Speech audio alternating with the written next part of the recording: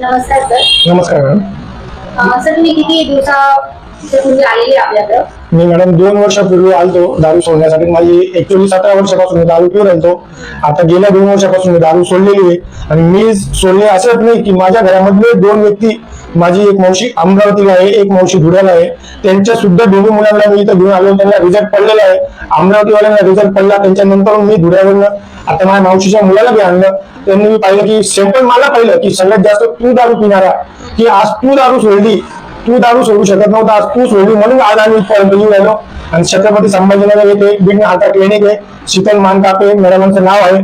खरंच मी आभार मानतो की मी आज संसार पाणीला लागलो आणि आज त्या मॅडममुळे मी संसार पाणी दुनियात किंवा माझ्या समाजात मी आज बसायला लागलेलो. मॅडमांचं खूप खूप धन्यवाद. हे खरं यांचं जीवन देण्याचं काम आहे. हे डॉक्टर जीवन देण्याचंच काम असतं. आज मला जीवन दिलेलं आहे. माझी बायको माझ्या डोळ्यासामने पाहू राहिलो, मुलं पाहू राहिलो, कामावर समाजावर सगळे मला आज इज्जत भेटू राहिली, जी पहिले मला इज्जत नाही भेटत होती.